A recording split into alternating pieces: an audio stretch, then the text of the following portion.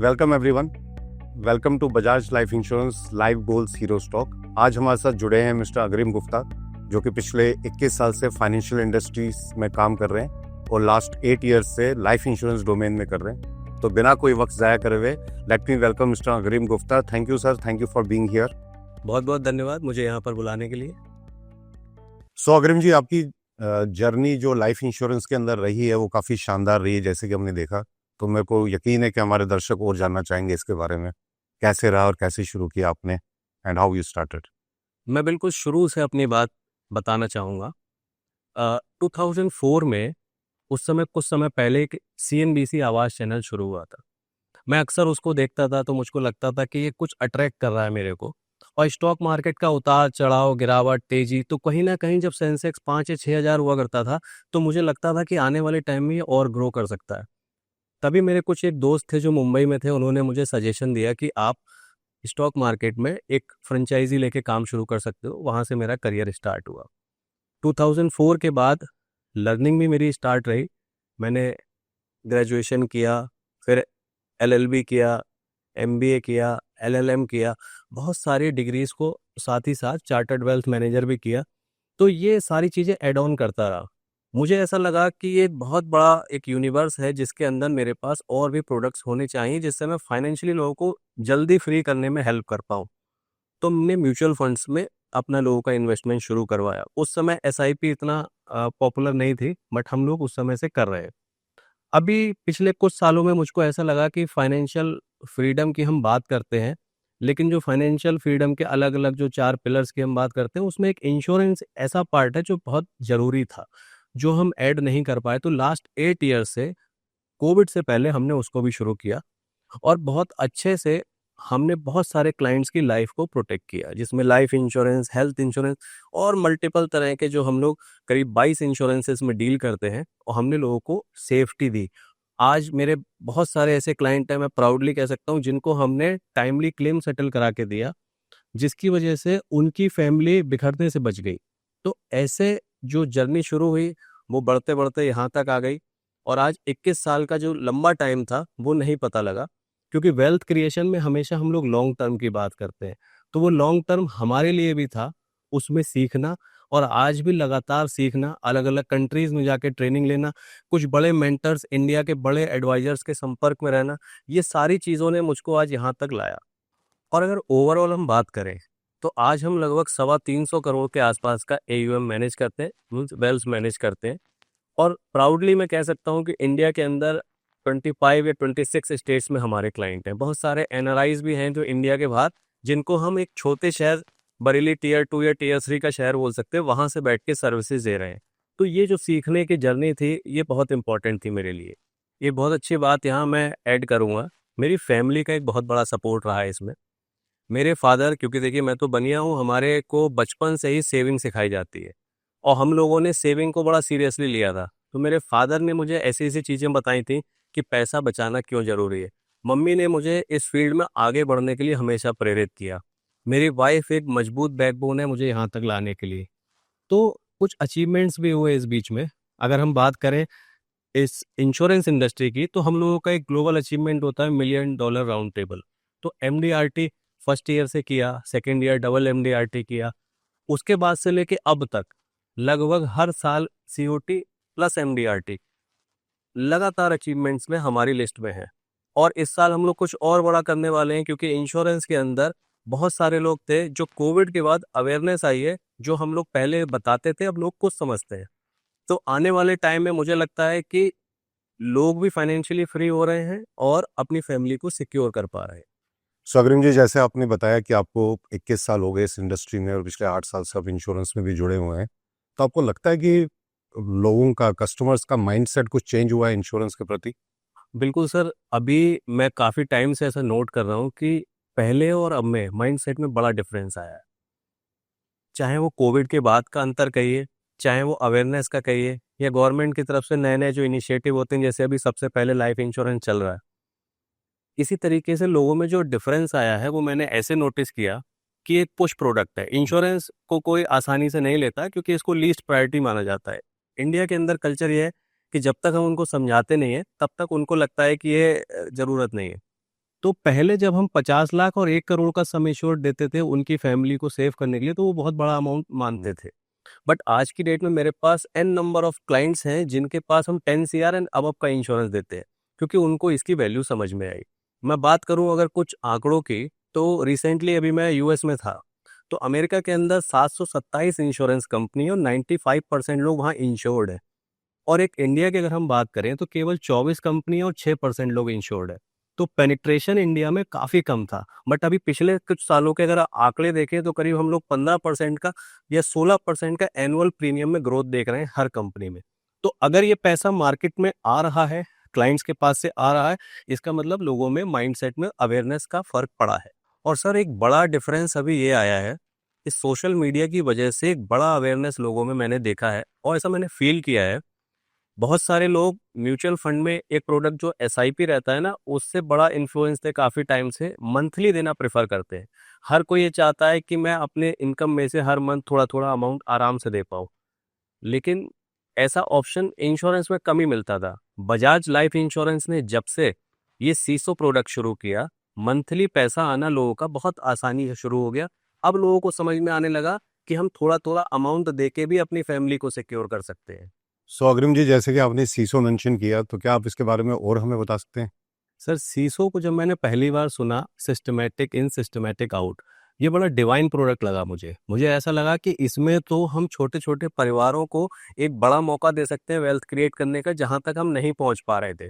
Monthly mode में थोड़ा थोड़ा निवेश करके एक बड़ी वेल्थ क्रिएट कर सकते हैं। मंथली मोड में थोड़ा थोड़ा पैसा देके अपनी फैमिली को सिक्योर कर सकते हैं। प्लस इसमें जो फॉर्मूला लगता है जिसको हम रुपी कॉस्ट एवरेजिंग बोलते हैं, जैसे मार्केट है हमेशा एक दिशा में नहीं चलता है। मेरे 21 साल के अनुभव की अगर मैं बात करूं तो कई बार हेड एंड शोल्डर पैटर्न हम बोलते हैं, कभी मार्केट ऊपर कभी नीचे, कभी ऊपर कभी नीचे। तो किसी महीने आपका पैसा ऊपर लगेगा, किसी महीने नीचे लगेगा, किसी महीने ऊपर लगेगा। तो जो आपके यूनिट्स इकट्ठे होंगे वो ईयर एंड में आपको एक बड़े वेल्थ क्रिएट कर सकते हैं। लंबे समय में आप देखेंगे कि ये थोड़ा थोड़ा थोड़ा निवेश आपको एक बड़ी वेल्थ क्रिएट करके दे रहा है। तो एक तो सीसो का ये फीचर मुझे बड़ा अट्रैक्ट करता है कि आपको थोड़ा थोड़ा पैसा देना है, इकट्ठा नहीं देना है। कई बार लोग मंथली अपनी सैलरीज में से थोड़ा निवेश कर पाते हैं, बड़ा अमाउंट देने में वो लोग समर्थ नहीं होते हैं। एक बहुत पावरफुल एग्जांपल है सीसो का। अभी रिसेंटली अगर मैं बात करूं तो उत्तराखंड में किसी निवेशक ने एक छोटा सा प्लान लिया था, जिसमें उनको कुछ 1-1.5 करोड़ के आसपास का लाइफ कवर मिला था, प्लस 3 टाइम्स उनको इंश्योरेंस एक्सीडेंटल भी मिला था। बजाज लाइफ का वो प्रोडक्ट अगर हम सीसो की बात करें, वो मंथली मोड में मुश्किल से 34,000 का उस निवेशक ने पैसा दिया था। मुझे लगता है पॉलिसी इशू होने के करीब 20 दिन बाद उनकी एक एक्सीडेंट में डेथ हो गई। वो 27 साल का जवान लड़का था। उसकी फैमिली को विद इन 15 या 16 डेज 4.5 करोड़ का एक बड़ा अमाउंट उसकी फैमिली को क्लेम के रूप में गया। जब ये मुझे सुना, जब ये केस स्टडी हम लोगों के सामने आई, मुझे अंदर से ऐसा फील हुआ कि हम इतना नोबल काम कर रहे हैं। वो फैमिली जो बिखर जाती, उसको बजाज लाइफ ने सीसो के माध्यम से बचा लिया। तो अग्रिम जी, जैसे कि आपने बात करी रिटर्न एट मैच्योरिटी की, तो इसमें सीसो कैसे फिट बैठता है? जो अपने सीसो का बताया सिस्टमैटिक आउट, तो how does it help? Systematic in और सिस्टमैटिक आउट, इसको जब मैंने बहुत ध्यान से समझा तो मुझे ऐसा लगा, लाइफ में जो सबसे इंपॉर्टेंट प्लानिंग होती है वो होती है रिटायरमेंट प्लानिंग। सारी प्लानिंग्स को हम एक तरफ रख सकते हैं, बट रिटायरमेंट जो होना ही है, जो निश्चित है, उसकी प्लानिंग होना बहुत इंपॉर्टेंट है। तो अगर सिस्टमैटिक आउट की हम बात करें, एक छोटा सा एग्जांपल यहाँ मैं ऐड करूंगा। 20,000 रुपये पर मंथ अगर हम 20-21 साल तक देते हैं तो लगभग हमारा इन्वेस्टमेंट 50 लाख रुपए के आसपास होता है। और अगर हम 12% का एक एवरेज CAGR भी मान के चले, तो जो वेल्थ क्रिएट होती है वहां तक जाके वो अप्रोक्स 2 CR प्लस होती है। तो अगर हम उस 2 करोड़ के कॉर्पस में से 1 लाख रुपए पर मंथ सिस्टमेटिक आउट के रूप में लेना शुरू कर दें, तो लाइफ टाइम हमको वो 1 लाख रुपए मिलता रहेगा। प्लस हमारे फैमिली मेंबर्स के लिए हम एक बड़ा कॉर्पस छोड़ के जा सकते हैं। तो ये इतना गजब का फीचर है जिसको जब मैंने समझा, और आज की डेट में इस अमाउंट के ऊपर कोई टैक्स भी नहीं लगता, जीरो टैक्स पे हम एक इतनी बड़ी वेल्थ क्रिएट कर पा रहे हैं। तो ये एक अमेजिंग प्रोडक्ट है। जो समझ में आया तो मुझको लगा कि ये तो कोई भी मध्यम वर्गीय परिवार अपनी फैमिली के लिए बड़ी प्लानिंग के साथ लंबे समय तक बना सकते हैं। तो अग्रिम जी, की जैसे कि हमारा मानना है कि हर इंसान के एक अलग लाइफ गोल्स होते हैं, तो जैसे कि आपने सीसो मेंशन किया, तो सीसो कैसे मदद कर सकता है उस गोल को पर्सनलाइज करने की? ये बहुत ज़बरदस्त सवाल है। ये सवाल से ना मैं काफ़ी रिलेट करता हूँ क्योंकि सबके अपने-अपने लाइफ गोल्स हैं। किसी को बच्चे की शादी करनी है, किसी को रिटायरमेंट प्लान करना है, किसी को फॉरेन टूर्स करने हैं। तो अलग-अलग गोल्स के लिए अलग-अलग फंड्स का होना इम्पोर्टेंट है। अगर हम बात करें सीसो की, तो हमारे पास करीब 20 से ज़्यादा फंड्स होंगे, जिसमें हम लोग अलग-अलग गोल के हिसाब से फंड सिलेक्शन कर सकते हैं और सबसे बड़ा पॉइंट यहाँ पर ये है कि हम कितनी बार भी फंड स्विचिंग कर सकते हैं। नॉर्मली अगर हम इसको कंपैरिजन करें किसी म्यूचुअल फंड स्कीम से, अगर हम वहाँ पर स्कीम को स्विच करते हैं, तो कई बार डिसएडवांटेज होता है हमको एग्जिट लोड का। सेकंड, हमको वहाँ पर एलटीसीजी की कैलकुलेशंस को हर बार शो करना होता है। यहाँ पर केवल एंट्री पॉइंट और एग्जिट पॉइंट आएगा, तो कोई भी हमारे पास फंड कुचिंग का कोई भी प्रॉब्लम नहीं है, हम कभी भी फंड को कहीं पर भी स्विच कर सकते हैं। फॉर एग्जाम्पल मेरे को लगता है कि 5 साल बाद मार्केट में एक बड़ा करेक्शन आ सकता है, या मुझे कुछ ऐसे ग्लोबल संभावनाएं लगती हैं कि मार्केट में गिरावट आ सकती है, तो मैं अपने पैसे को उठा के डेट फंड में ले सकता हूँ। मुझको लगता है कि ये गिरावट का दौर निकल गया, मैं डेट से उठा के एग्रेसिव स्कीम में ला सकता हूँ। इवन अब तो हमारे पास इंडेक्स फंड भी है। एक बहुत गजब की चीज़, जब से जीएसटी हटा है, तो क्या होता है कि जो फंड मैनेजमेंट चार्जेस के ऊपर जीएसटी लगता था, वो भी अप्रोक्स 25 से 30 पैसा कॉस्ट हमारे यूनिट्स के रूप में ऐड हो जाएगी। तो ये वैल्यू तो हमको एक अलग से मैच्योरिटी बूस्टर के रूप में पैसा देके जाएगी। प्लस कुछ और भी फीचर्स हैं, तो जैसे ही हम इस सीसो को लंबे समय तक चलाते हैं, तो हमको अपने आप ही रिजल्ट दिखना शुरू हो जाते हैं। तो अग्रम जी, जैसे कि हमने सीसो के बारे में बात करी, तो एक इन्वेस्टर का हमेशा एक सवाल रहता है, अगर मैं भी इन्वेस्टर हूँ, तो अगर मेरे को अपनी सीसो की परफॉर्मेंस देखनी हो, तो मैं कैसे उसको ट्रैक करूँगा? ये बहुत ही अच्छा सवाल है और इसका जवाब बहुत सिंपल है कि इन्वेस्टर अपना पोर्टफोलियो वेबसाइट पे जाके आराम से देख सकते हैं। चैटबॉट के रूप में वेब व्हाट्सएप पे हाय लिख के पूरी डिटेल्स मंगा सकते हैं। आप एक बजाज लाइफ की ऐप डाउनलोड कर सकते हैं जहां आपको सारी डिटेल्स मिलेंगे। इवन आप वहां से फंड स्विचिंग और बहुत सारे ऑप्शन विड्रॉल वगैरह खुद ही कर सकते हैं। और सबसे इम्पोर्टेंट, जो इंश्योरेंस कंसल्टेंट है आपका, जिसने आपके लिए बड़ा बनाने का सपना देखा है, आप उसके संपर्क में रहिए। बहुत ही जल्दी वो आपको सारी चीज़ें प्रोवाइड कर सकते हैं, ऐसा मैंने महसूस किया है। तो अग्रम जी, जैसे कि आपने सीसो के बारे में बताया, सिस्टमेटिक इन, सिस्टमेटिक आउट, जो सुनने में बहुत अच्छा लग रहा है। आपने रिटर्न की बात करी, मैच्योरिटी की बात करी, मार्केट वॉलेटिलिटी की बात करी। तो मेरा आपसे सवाल है कि सीसो के अंदर कौन-कौन तरह के प्लान हम ले सकते हैं?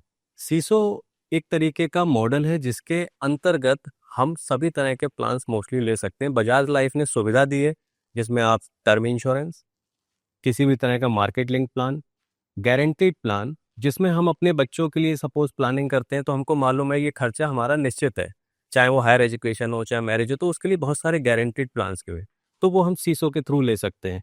और टर्म इंश्योरेंस तो इतना अट्रैक्टिव है कि मैंने देखा है कि जो लोगों को बड़ा प्रीमियम पे करना थोड़ा सा ज़्यादा लगता था, मंथली मोड जब से शुरू हुआ है, बहुत आसानी से लोग ने उसको अडॉप्ट किया है।